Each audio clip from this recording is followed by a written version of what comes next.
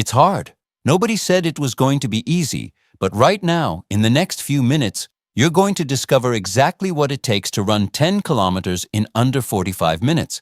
And trust me, by the end of this video, you'll never look at your training the same way again. Have you been running for months and still can't break that wall? Have you watched other runners cross that finish line ahead of you and wondered what they know that you don't? What if the difference between where you are right now and where you want to be is just a handful of specific changes? Changes that most runners never make because nobody ever showed them how. That's exactly what we're going to talk about today. So before we go any further, hit that subscribe button right now, give this video a thumbs up, and drop a comment below telling me, what's your current 10K personal best? I want to see those numbers. Let's go. Welcome to a journey that could genuinely transform the way you run. Today, we're going deep into the science of speed, the psychology of pushing through hard training, and the practical strategies that real runners use to break the 45-minute barrier on the 10K. Prepare yourself to discover training methods that are simple to understand but powerful enough to completely reshape your performance. Whether you've been running for 6 months or 6 years, what you're about to learn applies to you. And before we dive in, I want to know, where in the world are you watching this from? Drop your city, your state, or your country in the comments right now.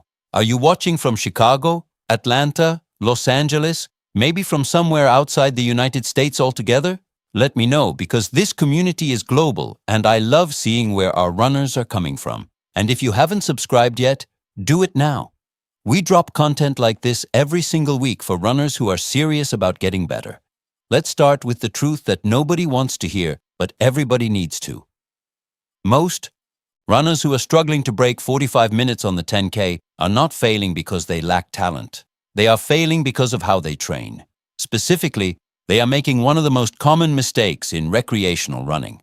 They run too much at the same pace every single time they go out.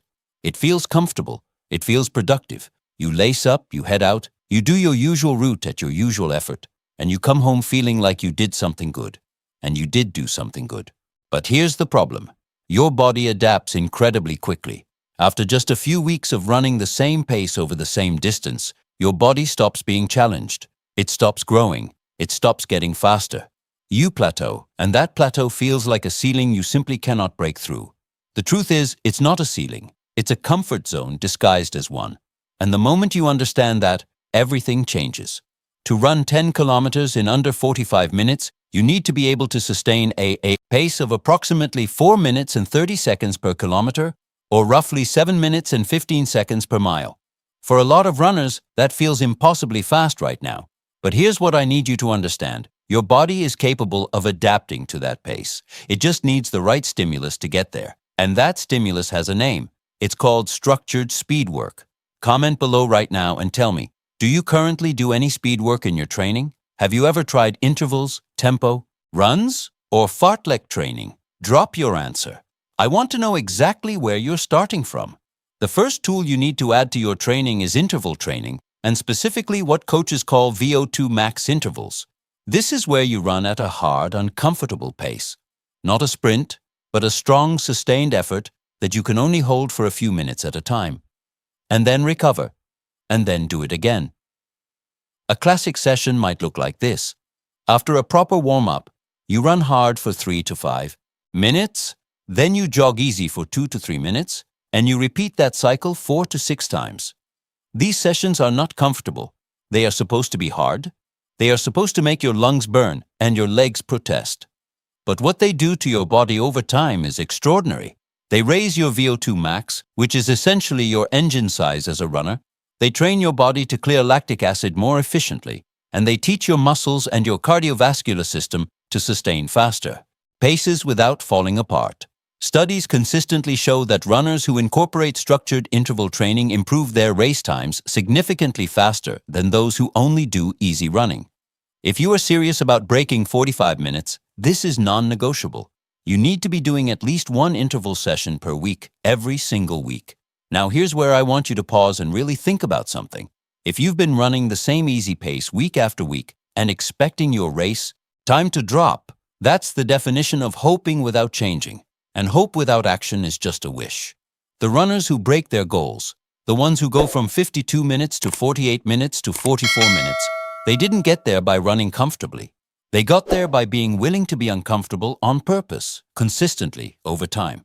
Does that mindset resonate with you? Or does it scare you a little? Be honest. Write it in the comments. Because I think a lot of runners know deep down that they've been playing it safe in their training, and today might be the day that changes.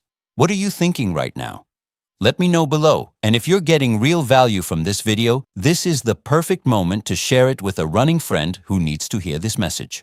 The second tool is the tempo run, and this one is just as important as intervals, but it works in a completely different way. A tempo run, sometimes called a threshold run, is a sustained effort at a pace that is comfortably hard. Not easy, not all out, but right at the edge of where conversation becomes difficult. The scientific term for this is your lactate threshold, and training at or near this threshold teaches your body to run faster before it starts accumulating the fatigue that slows you down. A tempo run for someone targeting a sub-45 10K might mean running 4 to 6 kilometers at a pace about 15 to 20 seconds per kilometer faster than your easy run pace. It should feel like a 7 or 8 out of 10 effort, hard enough that you know you're working, controlled enough that you don't blow up after 2 kilometers. The beauty of tempo running is that it directly trains the energy system you rely on most during a 10K race. Your 10K is essentially one long tempo effort, which means that practicing that specific kind of discomfort in training makes it dramatically more manageable on race day. One tempo run per week combined with your interval session, and you have already transformed your training from comfortable to purposeful. Think about this for a moment. You've just learned about two types of training, intervals and tempo runs, that most recreational runners either never do or do inconsistently. And yet these are the exact tools that coaches give to athletes who want to get faster. You now have access to that knowledge. What you do with it is entirely up to you. Comenta agora. Comment right now and tell me. Which one of these are you going to add to your training first? Intervals or tempo runs? Tell me your plan. And hey, how are you feeling about this video so far? Are you learning something new? Something that's changing the way you think about your training? Let me know in the comments. Your feedback literally shapes the content I make for this community. The third tool is the one most runners overlook entirely, and it might be the most underrated performance lever in all of recreational running: strength training. I know, you came here to talk about running, not lifting. But hear me out. The research on this is absolutely clear. Runners who incorporate strength training into their weekly routine, even just 2 sessions per week, are significantly less likely to get injured and significantly more likely to improve their race times than runners who only run. Why? Because running is a single-leg sport. Every single stride, your entire body weight is supported by one leg for a fraction of a second. The strength of your glutes, your hips, your core, and your legs determines how efficiently you transfer force into the ground and how well your body holds its form when fatigue sets in at kilometer 8 of your 10K. When your form breaks down late in a race, when your hips drop and your shoulders round and your stride gets sloppy, you slow down dramatically. Strength training prevents that from happening. Exercises like single-leg squats, Romanian deadlifts, glute bridges, and calf raises are not just gym exercises. For a runner targeting a sub-45 10K, they are performance tools. Add them to your week and you will feel the difference, especially in the final kilometers of your race when every other runner around you is falling apart and you are holding your pace. Now, let's bring everything together, because I want to paint you a picture of what a smart training week actually looks like for someone working toward this goal. You have one interval session, hard, focused, done with intention. You have one tempo run, sustained, controlled, purposeful. You have 1 or 2 easy runs, genuinely easy, used for recovery and aerobic base building without adding excessive stress to your body.